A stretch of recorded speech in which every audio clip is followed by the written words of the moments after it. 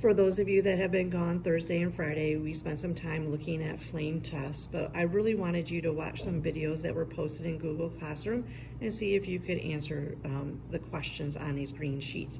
So let's talk about the questions pretty quickly here. Number 2, you can see that I drew a picture of a wave, and we know that here that our waves are going to go up and down, up and down. And the upmost point here is called the peak, and the distance here from peak to peak is called the wavelength. Now, we use the wavelength, we use a symbol called lambda as an abbreviation. It's a physics term, but you can see here where I put this line, this segment, I labeled it as lambda. Now, frequency for a wave is how often a peak occurs. For frequency, we use the letter V. We drew 2 pictures here of wave A and wave B, and you can see that wave A has a higher frequency because it has 4 peaks versus 2 peaks in the same amount of time. So we know that if our frequency increases, the distance from peak to peak gets shorter, meaning the wavelength gets shorter. So as the frequency goes up, the wavelength goes down, which means that it's inversely proportional. Now, we have something called Maxwell Planck. He's actually going to do some math connections here. We're not going to talk about his math connections, but it's basically based on the idea of energy. What we're going to see is that an electron in an energy level is going to need to move out to a higher energy level.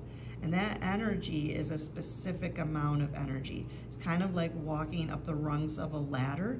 You can't move up unless you put your foot directly on the next step. And that's the same way that electrons behave. It can't move up until we give it just the right amount of energy to meet or to match that next energy level. So we know that it's energy needed to move to an outer energy level. If we look at wave A and B above, again, wave A has more peaks. That means we have more energy there. It's kind of like the analogy of jumping rope. Wave A, the person is jumping much more quickly versus wave B, where you have more time in between to jump. So here the relationship between frequency and energy is if my frequency goes up, my energy goes up, and we say that that is directly proportional. Now we're going to tie in this word of photon. Photon just means a bundle of energy. We apply this term over here in number 7. So if we look at number 7 quickly, we can see that we have 3 electrons here. And what we're looking at is a picture of lithium. Okay, so lithium has 3 electrons. If it's neutral, it means it has 3 protons. So lithium, we're going to learn, is going to put 2 electrons in the first energy level, and the 3rd electron is going to go in the 2nd energy level. Well, according to Maxwell Planck, we can give this outer electron a certain amount of energy. If we give it so much energy, it may move to this higher energy level. But we know the old saying, what goes up must come down. So eventually that electron is going to return to its original state. We call the original state the ground state. We call the state where it gains energy, we call that the excited state. Just like you and me, eventually what's going to happen, we get excited, we are going to crash to fall back down. And when we crash, we have to release some energy. And the energy that we're going to release is called a photon. Now, a photon can be anywhere in the electromagnetic spectrum, all the way from radio waves all the way to gamma rays. But the only range that we can see visibly is the visible spectrum, which is color. Now, we do have equipment that allows us to actually see things in the radio wave area all the way to the gamma ray, but for our purposes, we looked at heating the different elements to see what color they would give off.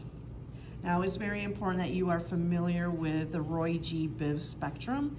I had a colored copy of page 92 of our textbook posted in Google Classroom because obviously this is in black and white. This is what I tried to post in there so you had a better visual.